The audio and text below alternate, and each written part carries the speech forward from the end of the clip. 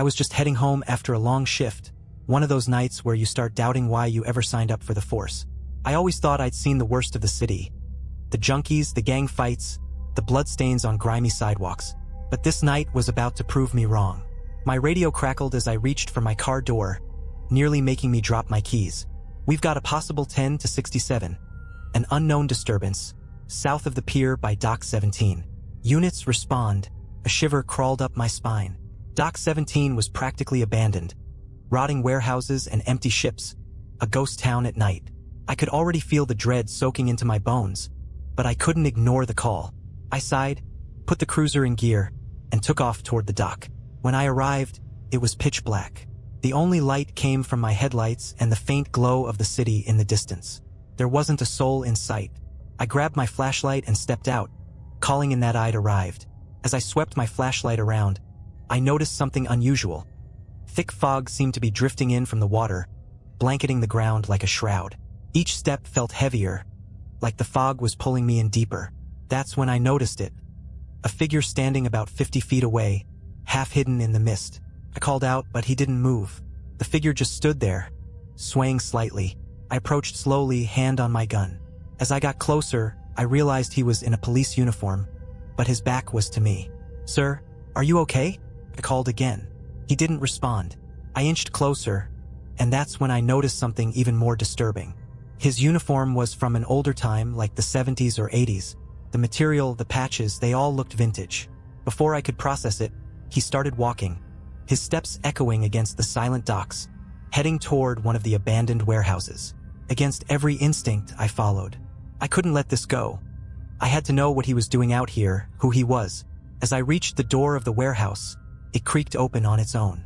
The darkness inside was absolute, swallowing my flashlight's beam almost completely. But in the far corner, I saw him again, standing motionless. I took a step forward, and the wooden floor groaned under my weight. Suddenly, the man turned to face me. His face was hidden by shadows, but I could make out two bloodshot eyes staring back at me, unblinking. For a long moment, we just stood there, eyes locked. Then he smiled. It wasn't a normal smile. His mouth stretched impossibly wide, revealing rows of crooked, yellowed teeth. His eyes were glassy, lifeless. In that moment, a memory flashed in my mind, something I'd read in an old precinct file. Back in the 80s, a cop had disappeared on these very docks during a drug raid gone wrong. They'd never found his body, just his badge, washed up onshore weeks later. I took a step back, trying to steady my breathing. But the man, he started moving toward me. Not walking, but gliding, his feet hovering inches above the ground. My hand flew to my gun, but no matter how hard I tried, I couldn't pull it out of the holster. It was like I was paralyzed, trapped in his gaze. "Come join me," he rasped, his voice barely a whisper but somehow filling the entire warehouse. With a desperate burst of adrenaline, I broke free from the trance and stumbled backward. My feet pounded against the floor as I sprinted out of the warehouse, the man's laughter echoing behind me, growing louder and louder until it filled my head. I reached my cruiser, threw myself inside, and slammed the door. The laughter stopped. My hands were shaking, drenched in cold sweat. I took a few deep breaths, trying to calm down, trying to convince myself it was some kind of hallucination, a trick of the fog, anything that could make sense. But as I looked up, he was there, standing right in front of my headlights, his face inches from the glass, smiling that same horrid smile. His voice seeped into my head, as if it were coming from inside the car. "They never leave," he whispered. "Once you're here, you're mine." I slammed the car into reverse, speeding backward, but his face stayed with me, somehow imprinted on the glass, watching, grinning, even as I sped away. It was only when I reached the highway that his image finally faded, leaving only a dark stain on the windshield, like a handprint smudged into the glass. To this day, I avoid Dock 17. I told my colleagues about that night, but no one believed me. But I couldn't let it go. For weeks, every time I closed my eyes, I saw his face staring back at me. Those bloodshot eyes, that unnatural grin. I'd wake up in a cold sweat, the taste of fear still bitter on my tongue. I even started to think I saw him around the city, glimpses of that faded uniform in my rearview mirror, or standing in the shadows of alleyways, watching, waiting. It was like he was always there, lurking just beyond the edge of the light. One night, after I'd knocked back a few drinks, I found myself back on my precinct's computer, pulling up the cold case files. The file from the 80s was still there, marked unsolved. The missing officer's name had been redacted, but I could see the details. He'd been a beat cop, working solo in a rough part of town. On his last night, he'd gone out on a call about suspicious activity near the docks. Backup arrived an hour later, but there was no sign of him, just his cruiser, abandoned with the door open and his gun left on the seat. They'd combed the area for weeks but found nothing. No blood, no clues, not even a body. Just his badge, washed up days later, crusted with seaweed. They chalked it up to a tragic accident, probably a drowning, but reading between the lines, I could tell there were whispers, rumors that maybe something else had happened to him, something that wasn't right. As I scrolled through the reports, I noticed a few strange details buried in the witness statements. Locals claiming to see a figure wandering near the docks at night. Sightings of a man in a police uniform that didn't quite look alive. The statements sounded just as insane as what I'd experienced. But there they were, buried in the record, dismissed by whoever had written up the report. As I leaned back in my chair, I felt a strange, cold weight settle over me. What if he hadn't drowned? What if he'd never left the docks at all? That's when I saw the note. It was just a short line, scribbled in faded ink on the last page of the file. It read, "The one who goes to find him doesn't come back." The note wouldn't leave my mind. The one who goes to find him doesn't come back. It was like a warning or maybe a dare. Either way, it burrowed into my thoughts, and before I knew it, I was driving back toward Dock 17. I told myself it was for closure, that I was going to lay it to rest once and for all. But deep down, I knew it was more than that. I needed to see him again. Needed to understand what I'd seen, even if it meant facing something I couldn't explain. By the time I reached the docks, the city was dead quiet. Not even a breeze to stir the thick fog that seemed to gather around the warehouses like a wall, swallowing all sound. I parked and turned off the engine, letting the silence settle. For a moment, I sat there, gripping the steering wheel, fighting the urge to turn back. But something, maybe pride, maybe insanity, pushed me forward. I grabbed my flashlight and stepped out, boots crunching on the gravel as I moved closer to the old warehouse. The fog was thicker here, so thick I could barely see a few feet in front of me. But I kept going, one step after another, until I found myself standing in front of the warehouse door, that same door that had creaked open by itself the first time. Only now it was hanging wide open, swinging gently as though it had been waiting for me. I swallowed hard and shined my flashlight inside. Darkness swallowed the beam almost instantly, like the walls themselves were hungry for light. I could see rows of old crates and broken machinery, shadows slumping in every corner, but no sign of him. I took a cautious step forward, the smell of damp rot filling my nose. Then another step, and another. Each footfall seemed to echo in an unnatural way, bouncing back at me from impossible directions. My eyes scanned the warehouse, jumping at every flicker of shadow, every faint creak. And then I saw him. He was standing in the exact same spot as before, back turned, head slightly cocked to one side, as though he'd never moved, never left. But this time I didn't call out. I just watched, feeling my heart slam against my ribs as I took in the details I'd missed the first time. The uniform he wore looked decayed, frayed at the edges, and his skin, what little I could see of it, was pallid, almost translucent, like he wasn't even real. But the worst part was his breathing. I could hear it, shallow and ragged, like something rattling inside his chest, scraping against his ribs with each breath. He turned slowly, deliberately, until he was facing me again. His eyes locked onto mine, and I felt an icy terror crawl up my spine. His face had changed. The grin was gone, replaced by an expression of something else. Anger, desperation, pain. He lifted a hand, and I saw the raw, mangled flesh of his fingers, the bones visible where the skin had peeled away. He reached out, his mouth moving, as if trying to speak, but no sound came out. I backed away, nearly tripping over my own feet, my flashlight shaking as I raised it higher. His hand dropped, and his expression twisted into something monstrous, his jaw dropping open far too wide, as though his whole face was splitting apart. And then, in a voice that sounded like it was coming from all around me, I heard him say, "Help me," The words sent a shock through my entire body. I stood frozen, staring into his lifeless eyes, feeling his pain, his anger, his hopelessness bleeding into me. And before I could think, before I could even breathe, I found myself stepping toward him, my hand reaching out instinctively. He looked down at my hand, then back at me, and for the briefest moment, I thought I saw a flicker of gratitude in his eyes. But then, his mouth twisted into that awful grin again.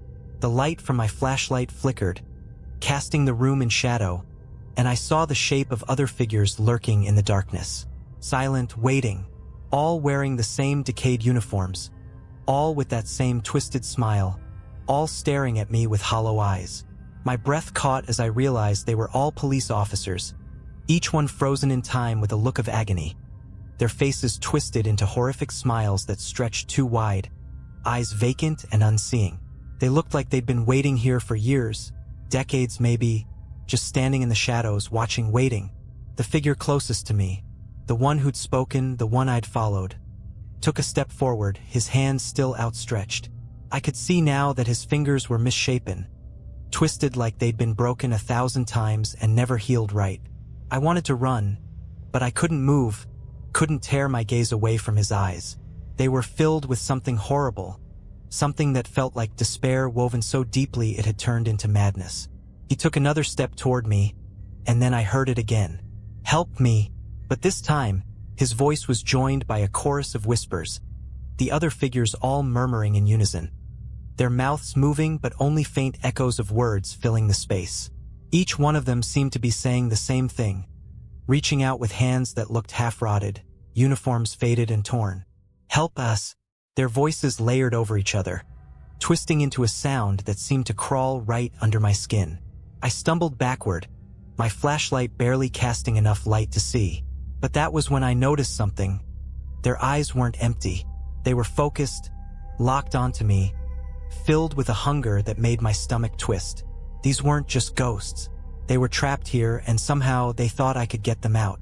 The first figure took another step, his smile growing wider, his eyes narrowing as he studied me. I felt his gaze, intense and invasive, as if he were sifting through my memories, my fears, my weaknesses. I could feel his thoughts pressing into my mind, whispering in my own voice, telling me that I belonged here, that I'd never leave, that he would make sure of it. My back hit the cold, hard metal of a crate, and I realized I had nowhere left to go. The figures were closing in, their twisted grins stretching impossibly wide, the sound of their whispers growing louder until it was a deafening roar in my head. "Help us! Help us! Help us!" The figure in front of me leaned in, his face so close I could smell the damp, musty decay clinging to him. His voice softened, barely a whisper, as he said, "It's your turn now." I tried to scream, but no sound came out. His hand moved toward my chest, fingers brushing against my uniform, and for a brief, horrifying moment, I felt his touch sink into me, cold and burning all at once. It was like he was reaching inside me, pulling something out, a piece of myself that I'd never get back. Just as his fingers began to close around my heart, I saw a flash of blue and red lights spilling through the warehouse windows, flooding the room with blinding color. The figures around me froze, their heads snapping toward the light. The whispers stopped, leaving a silence so thick I could barely breathe. I didn't wait. With every ounce of strength I had left, I tore myself away from his grasp and sprinted for the door. The figures didn't follow. They just stood there, watching, their expressions twisted with a strange mix of anger and longing. As I burst out of the warehouse and into the cold night air, I saw my cruiser parked just where I'd left it, the familiar flashing lights making my heart race with relief. I jumped into the car, hands shaking so hard I could barely start the engine.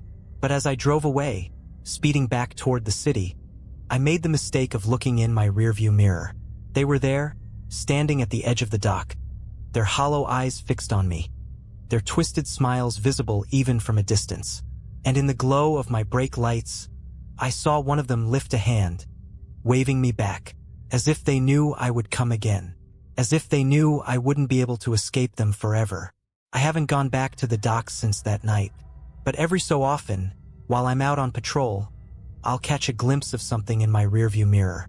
A flicker of movement, a shadow that doesn't belong, and I can feel them out there in the darkness, waiting for me, waiting for the moment when I make the mistake of answering their call.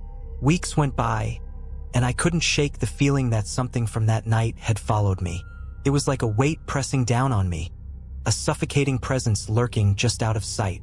Every night on patrol, I'd catch flickers of those twisted smiles in alleyways, shadows that seemed to shift when I wasn't looking. I started sleeping with the lights on, jumping at every sound, feeling that icy chill creep into my bones. Then, one night, everything escalated. I was on a routine patrol near the city's outskirts, an area mostly empty and quiet after dark. I was supposed to be checking in on a break-in call, but something felt off the moment I arrived. The air felt thick, charged with an unnatural cold, and as I parked my cruiser and stepped out, I realized the streetlights were flickering, casting long shadows across the empty lots. I radioed in, but all I got was static, a low, crackling hiss that seemed to whisper my name. My hand tightened on the radio, and that's when I saw it. A figure standing beneath a broken streetlight, just a silhouette against the dark. My heart sank. I didn't need to see his face to know it was him, the officer from the dock.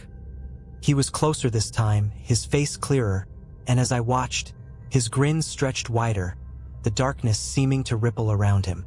He raised a hand, gesturing for me to come closer, as if inviting me into his world of shadows. Against my better judgment, I took a step forward, then another. It was like he had some hold over me, drawing me in.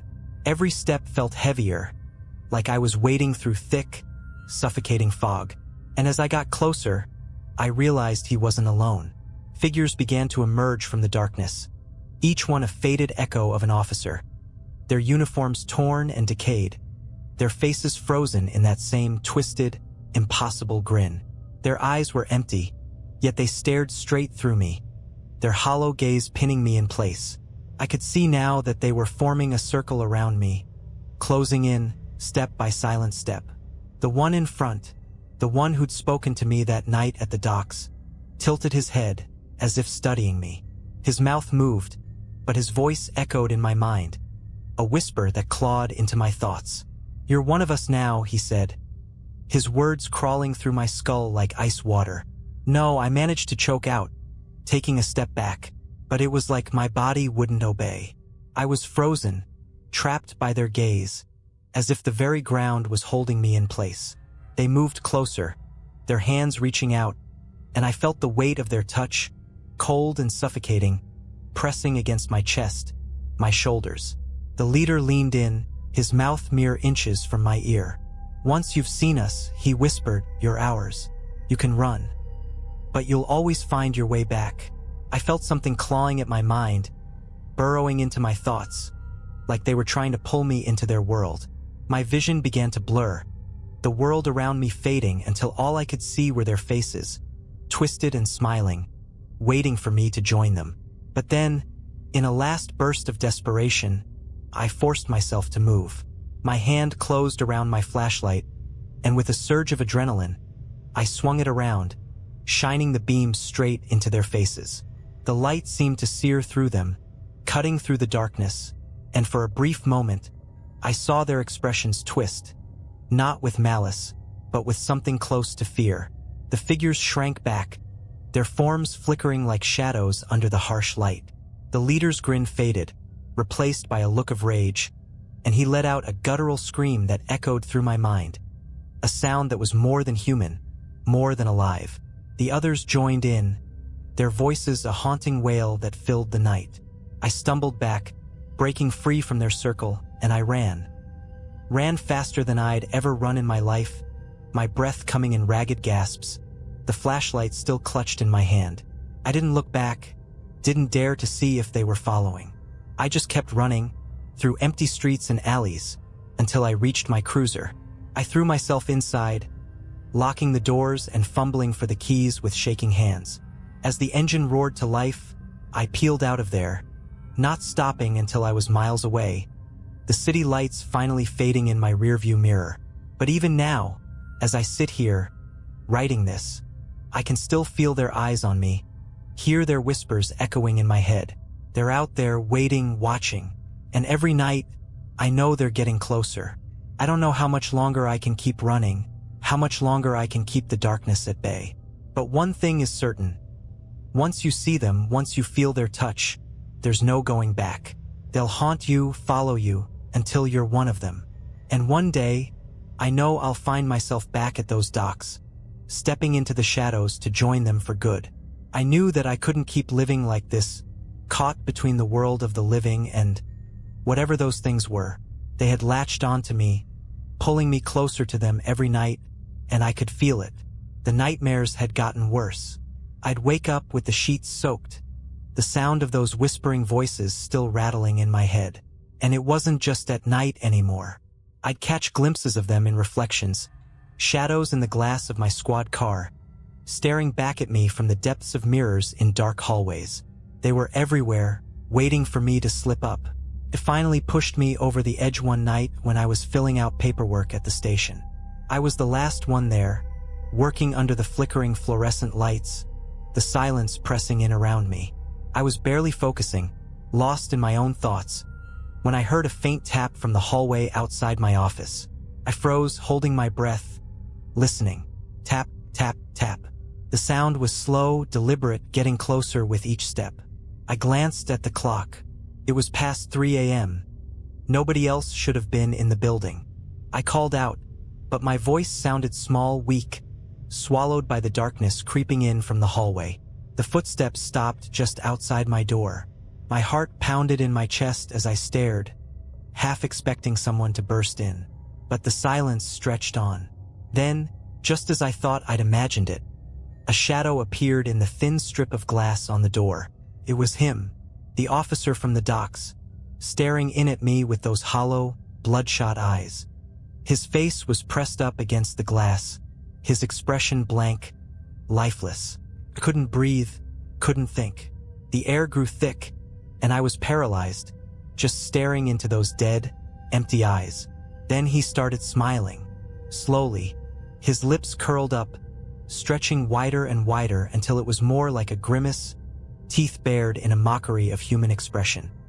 His hand pressed against the glass, and I could see the rotted, decayed flesh of his fingers, the dark veins snaking up his arm. I forced myself to stand, every muscle screaming with fear, and backed away from the door. He didn't move, just kept watching, his grin widening, fingers tapping a slow rhythm on the glass. And then, as if he sensed my terror, he mouthed 2 words, "Join us." The lights in the station flickered and went out, plunging the room into darkness. My heart stopped. I stumbled backward, fumbling for my flashlight, and when I flicked it on, the beam cut through the dark, bouncing off the walls. But when I pointed it back at the door, he was gone. The glass was empty, just my own terrified reflection staring back at me. I didn't wait. I grabbed my keys and bolted out of the office, heart racing, barely able to keep the flashlight steady. As I ran down the hallway, I could feel them behind me, shadows slipping out of the walls, figures watching me from the corners of my vision, always just out of reach. I burst out of the station, gasping for air, the cold night hitting me like a slap. But I didn't stop.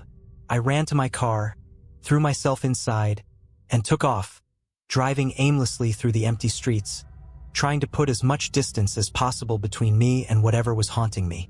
After that night, I didn't go back to the station. I called in, made excuses, tried to stay away from anything that reminded me of them. But it didn't help. They were always there, in my mirrors, my windows, my dreams. And no matter how far I drove, how many lights I left on, I couldn't escape them. It was then that I realized what they wanted. They didn't just want to haunt me. They wanted to replace me, to drag me into their world and make me one of them. A ghost, a hollow echo, doomed to wander the empty streets, forever watching and waiting for the next unlucky soul. Now, as I write this, I know my time is running out.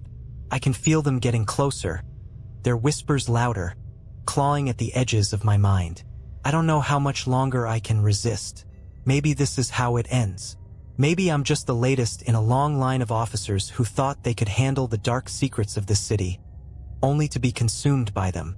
So if you're reading this and you find yourself at Dock 17, if you see a figure in a faded uniform staring at you from the shadows, don't go any closer. Don't look into their eyes, and for the love of God, don't listen to their whispers. Turn around, walk away, and whatever you do, don't let them in. I thought that by writing it down, I'd be able to put it behind me. But they say that when you give something a name, when you acknowledge it, you're inviting it in. And that's exactly what happened. The following night, I was trying to sleep, exhaustion settling deep in my bones, but every time I closed my eyes, I saw them. Those twisted smiles, the hollow eyes watching me from the darkness. I finally drifted off, but it wasn't a restful sleep. It was the kind of sleep where you're half aware, caught between dreams and waking, knowing something's wrong but unable to move. And then I heard it, the tapping. It was faint at first, like a gentle knock, but it grew louder, more insistent, until it was echoing through my skull. Tap, tap, tap. My eyes snapped open, heart pounding, and I realized with a jolt that it wasn't in my head. It was coming from the window. I sat up, slowly, every instinct screaming at me not to look. But something deeper, something dark and twisted inside me, compelled me to turn. My bedroom was drenched in shadow, save for the faint light of the street lamp outside, casting long shadows across the room. And there, silhouetted against the window, was a figure. It was him, the officer. His face was pressed against the glass, just like it had been at the station, his eyes fixed on me, unblinking. His smile stretched impossibly wide, lips splitting and peeling back to reveal yellowed teeth, and his fingers tapped against the glass in that same rhythmic pattern. Tap, tap, tap. I tried to scream, but no sound came out. My body was frozen, locked in place by his gaze, and all I could do was watch as he slowly lifted a hand, pressing it flat against the window, his grin widening. Behind him, in the shadows beyond the glass, I saw movement. Other figures half-formed, their eyes gleaming with that same unholy hunger. They were all watching me, waiting, like wolves circling their prey. "Come with us," he whispered, his voice slithering into my mind, filling every corner, every thought. "You're one of us now." I felt something cold seep into my chest, like icy fingers wrapping around my heart, pulling me toward him. My vision blurred, the room spinning, and I realized with a sickening dread that I was slipping away, my thoughts unraveling, memories fading. I could see flashes of my life, moments with friends, with family, laughing, living, and each one felt more distant, like they belonged to someone else. I struggled, fought against the pull, forcing myself to remember who I was. But his voice was there, drowning out my own, whispering promises of eternal peace, of a place where I wouldn't have to fight anymore, a place where I could rest forever. I don't know how I managed it, but somehow I tore my gaze away from him, breaking the trance. I stumbled out of bed, grabbing my phone, my hands shaking as I dialed the only person I could think of who might believe me, my old partner, Jackson. He was off the force now, retired after a nasty accident, but he'd seen things. He knew the kind of darkness that lurked in this city. The phone rang once, twice, and then his groggy voice answered. "Hello? Jackson," I whispered, barely able to get the words out.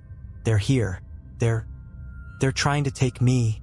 There was a pause, and then his voice came back, sharp and awake. "Where are you? Are you safe?"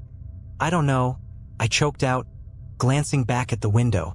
The officer was still there, watching, his face pressed so close that it looked like he could melt through the glass at any moment. "I don't know how much longer I can hold them off." "Listen to me," Jackson said, his voice steady, grounding. "Get out of the house. Don't look at them, don't listen. Go somewhere bright, somewhere they can't follow." I nodded, barely registering his words as I stumbled to the door, grabbing my keys and flashlight. My hands were trembling so badly that it took me 3 tries to unlock the door, but finally, I was outside, gulping down the cold night air. I got into my car, locking the doors, and took off down the street, driving with no destination in mind, just trying to put distance between me and whatever was haunting me. I drove until I reached the outskirts of town, where the city lights faded and the road stretched into darkness. I was alone, nothing but the quiet hum of the engine and the faint glow of the dashboard to keep me grounded. I thought I'd escaped, that maybe I'd outrun them. But then, as I glanced in the rearview mirror, I saw them. Figures, dozens of them, standing in the middle of the road, illuminated by my taillights. They were all police officers, their uniforms faded and torn, their faces locked in that same unnatural smile. They watched me, unmoving, their eyes gleaming in the dark, and I realized with a cold, sinking dread that no matter how far I drove, no matter how fast I ran, I couldn't escape them. Because they weren't just in the docks or the station or my house. They were in me. I felt it then, the cold, creeping sensation spreading through my veins, freezing me from the inside out. I knew what it meant, knew what I'd become. And as I sat there, staring into the faces of the dead, I finally understood the truth. I wasn't running from them. I was joining them. With a final, shuddering breath, I turned off the engine and stepped out of the car, walking toward the figures, my own face splitting into a wide, unnatural smile. And as I joined their ranks, I felt a strange peace settle over me, a quiet acceptance. Because in the end, we're all just shadows, waiting to be seen. I took that first step toward the figures, feeling an eerie calm settle over me. The fear, the desperation, even the memories, they all started to fade, replaced by a hollow kind of peace. My mind was no longer my own. It felt like I was drifting in a fog, barely aware of my own movements. I was becoming one of them. But then, out of nowhere, I heard something. Faint at first, but growing louder, cutting through the fog like a lifeline. The sound of a car engine. Headlights beamed down the road, illuminating me and the row of spectral officers standing at attention in the middle of the street. The car came to a screeching halt, and I squinted, trying to make out who was inside. The door swung open, and a familiar voice broke through the night. "Hey, get away from them." It was Jackson. I could barely process it, but he was there, standing outside his car, a flashlight in one hand, looking straight at me. The light cut through the fog, reaching my eyes, piercing the trance like a blade. For a split second, I was myself again, staring at him in disbelief, feeling the weight of reality slam back into me. "Jackson," I managed, but my voice was weak, barely a whisper. He took a step closer, the beam of his flashlight illuminating my face. His eyes were wide, full of fear but also determination. "You don't have to do this. You're still here, I can see it. Don't let them take you." The figures behind me began to stir, their hollow eyes turning toward Jackson, expressions twisting into a look of raw, animalistic fury. Their smiles faded, replaced by something dark, something hungry. One of them stepped forward, reaching a withered hand toward him, fingers curling like claws. "Get out of here," I croaked, finding my voice. "They'll take you too." Jackson shook his head, defiant. "Not tonight. I didn't come here to lose you." With that, he reached into his coat and pulled out something I hadn't expected. A handful of road flares.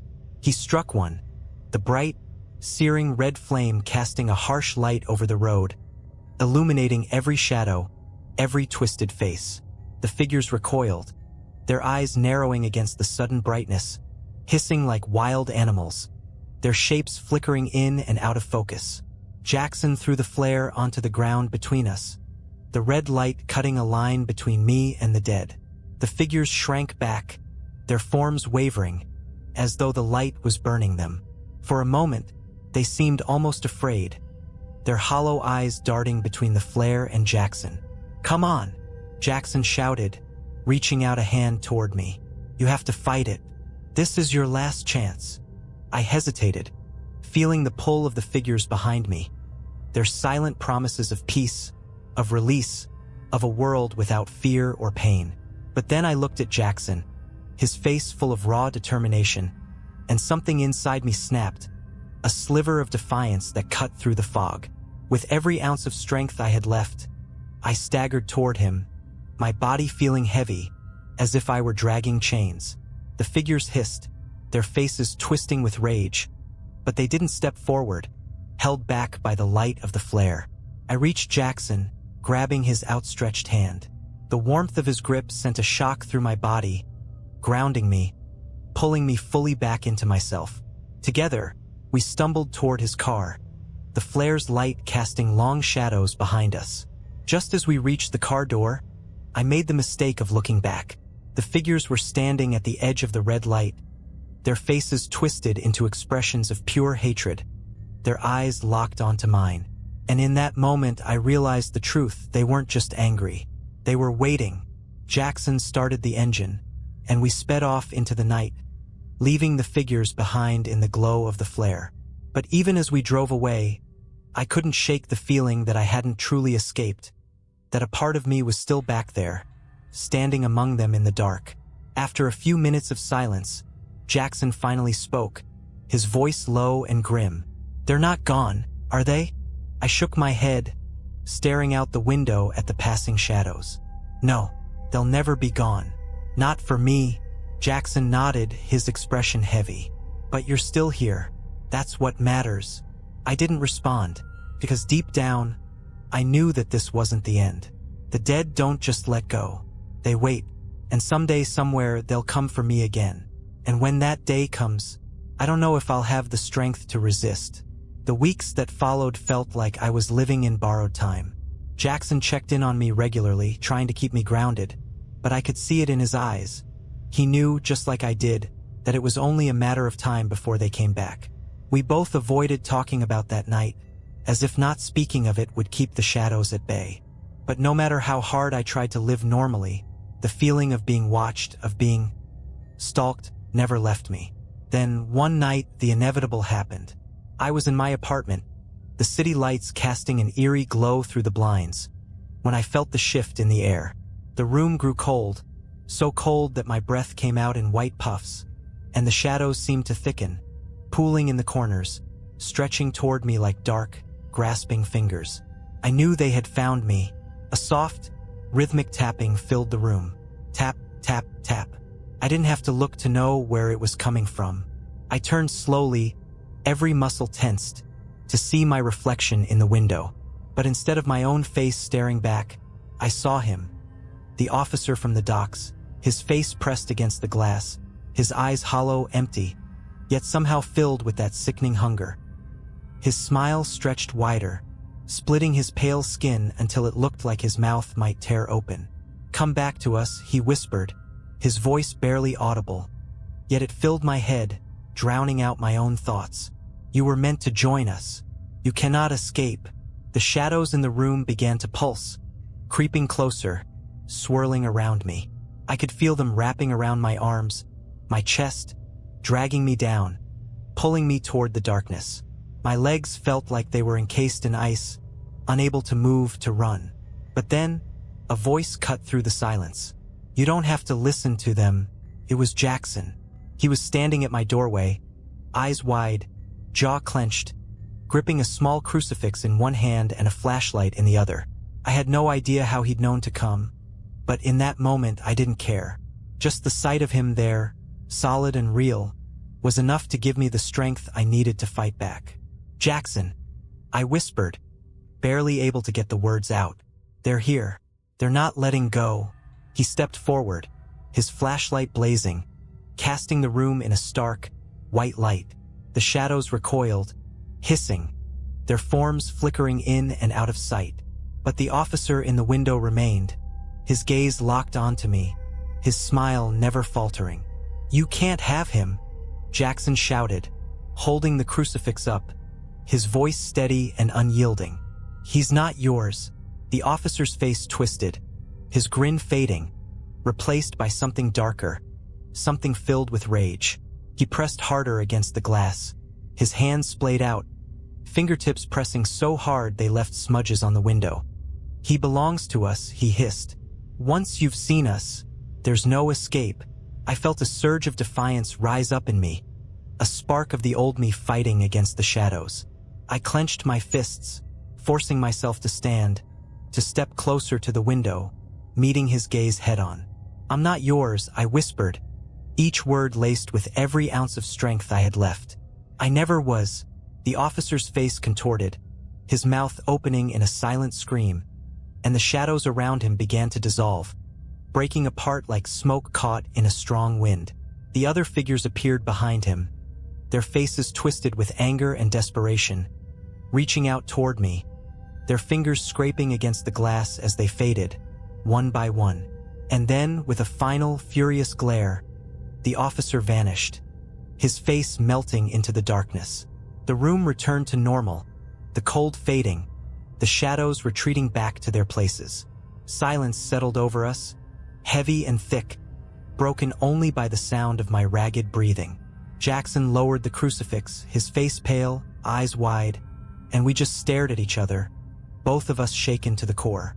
"They're gone," he said, his voice barely a whisper, as if saying it too loudly might bring them back.